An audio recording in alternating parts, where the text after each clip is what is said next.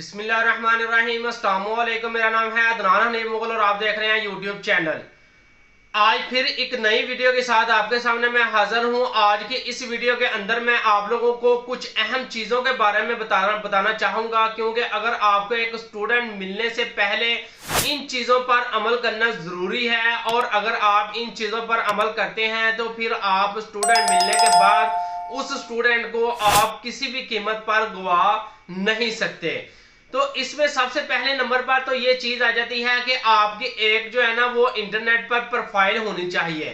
आपकी वो प्रोफाइल जो है होनी चाहिए, वो प्रोफाइल के अंदर आपके मुतल्लक मुकम्मल जो है ना वो डिटेल होनी चाहिए कि आप जो है ना कुरान मजीद हिफ्ज करवाना चाह रहे हैं, नाजरा कुरान पढ़ाना चाह रहे हैं, नूरानी कायदा पढ़ाना चाह रहे हैं, तजवीद पढ़ाना चाह रहे हैं, या आप जो है ना और इस्लामिक तालीमात में से कुछ भी और सिखाना चाह रहे हैं। तो ये सारी जितनी भी डिटेल है ये कम से कम आपकी प्रोफाइल के अंदर ऐड होनी चाहिए। वो प्रोफाइल आपकी वेबसाइट की शक्ल में भी हो सकती है, और किसी और प्लेटफॉर्म पर प्रोफाइल क्रिएट करते वक्त उसमें जो अबाउट अस का एक सेक्शन होता है उसके अंदर भी आप जो है ना अपनी ये सारी डिटेल दे सकते हैं।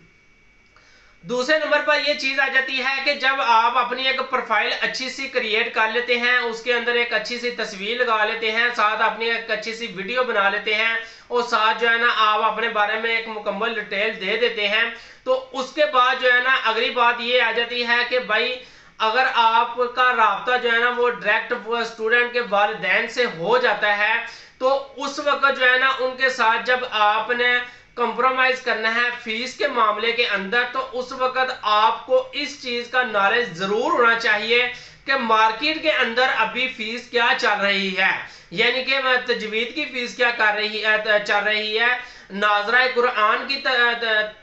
जो फीस है वो क्या चल रही है मार्केट के अंदर, या इसके अलावा जो बाकी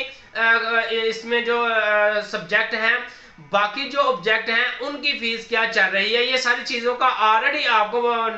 इस चीज का अंदाजा होना चाहिए कि मार्केट के अंदर क्या इस वक्त जो है ना वो फीस चल रही है। तो उसके मुताबिक मिसाल के तौर पर यहाँ पर आप अगर नाजरा कुरान की आपकी बात हो रही है वालिदैन के साथ, तो अगर वो आपको पता है कि मार्केट के अंदर $10 जो है ना वो चल रहे हैं एक घंटे के, तो आप उनको $10 ही बताएं, और उसके बाद अगर उनके साथ आपकी कोई नेगोशिएशन होती है तो आप उसमें से आप चाहें तो उसमें से बेहतर तो यही है कि आप $1-2 जो है ना वो कम कर दें, ताकि जो है ना वो आप पर मुतमईन हो जाएं और आप पर वो इस चीज पर भरोसा कर सके कि नहीं यार ये एक काबिल इंसान है, लिहाजा हम अपने स्टूडेंट अपने बच्चे को इससे तालीम हासिल करवाना पसंद करेंगे। तो यहाँ पर जब आपकी फीस की एक जो है ना वो बात तय पा जाती है, तो उसके बाद नेक्स्ट स्टेप जो आता है, जो वालिदैन अक्सरियत के अंदर एक टीचर से सवाल करते हैं, वो एक टीचर से यही सवाल करते हैं कि हमें अपना आप सिलेबस दिखाएं कि आप किस पॉइंट ऑफ व्यू से जो है ना हमारे स्टूडेंट को वो पढ़ाएंगे। मिसाल के तौर पर अगर आप जो है ना एक कुरान को हिफ्ज करवाना चाह रहे हैं, तो कुरान को हिफ्ज करवाने के लिए आप कहां से कुरान को हिफ्ज करवाना शुरू करेंगे, या आप जो है ना कुरान कितनी देर में हिफ्ज करवा देंगे, कितना टाइम आप जो है ना इसमें देंगे, और इसके बाद जो 1 घंटा आप जो है ना हमारे स्टूडेंट को हमारे बच्चे को देंगे पढ़ाने के लिए,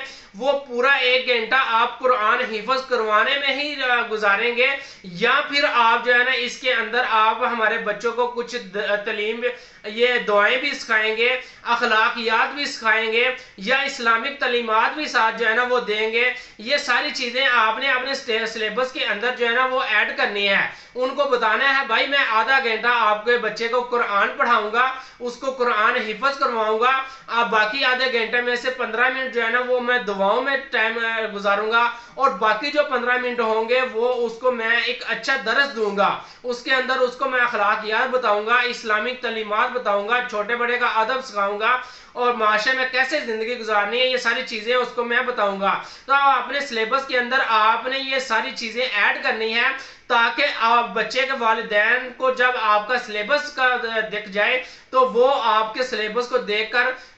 1 सेकंड के अंदर अंदर आप जो है ना वो मुतमिन हो जाएं। इस तरह का आपने जो है ना अपना सिलेबस बनाना है। तो इसके बाद जब आपके वालिदैन के साथ ये सारी जो नेगोशिएशन है ये तय पा जाती है, तो उसके बाद जो है ना आपके लिए जरूरी है कि आपके पास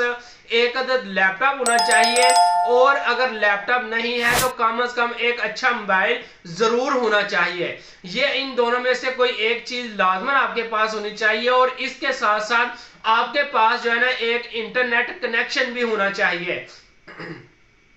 और ये चीजें जो है ना अगर आपके पास ये सब कुछ अवेलेबल है तो डेफिनेटली अगर आपको स्टूडेंट मिल जाता है तो आप जो है ना स्टूडेंट को बड़ी आसानी के साथ जो है ना वो आगे टीच करवा सकते हैं। सिर्फ आपने यहाँ पर मैं आपको एक और टिप देता चलता हूँ कि जब भी आपने अपने स्टूडेंट मिलने के बाद फर्स्ट टाइम उसके साथ आपकी जो है ना वो ऑनलाइन पर मुलाकात होती है, तो आपने कम से कम 5 से 10 मिनट जो है ना इस बात पर जरूर जो है ना वो यूज करने हैं कि उसके साथ जो है ना आपने एक अच्छे तरीके के साथ जो है ना उसके साथ इंट्रोडक्शन करना है। और उसके बाद जो है ना जब आप जैसे जैसे उसको पढ़ाते जाएं, अगर वो आपको सबक याद करके जो है ना वो सुनाता है, आपका दिया हुआ काम वो वक्त पर मुकम्मल करता है, तो आप उसको लाजमन जो है ना वो किसी न किसी रूप के अंदर कोई फ्लावर भेज दें, या उसको जो है ना वो आप खुद इस चीज का अंदाजा लगाएं कि वो आपका जो स्टूडेंट है वो किस चीज के अंदर जो है ना वो ज्यादा शौकीन है,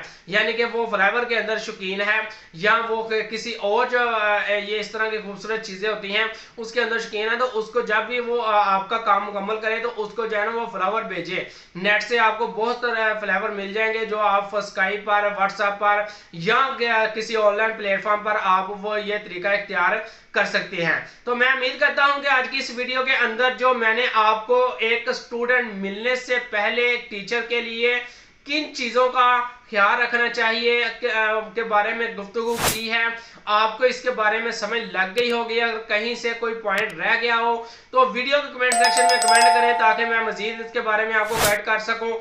नेक्स्ट वीडियो तक मुझे इजाजत दीजिएगा। अल्लाह हाफिज।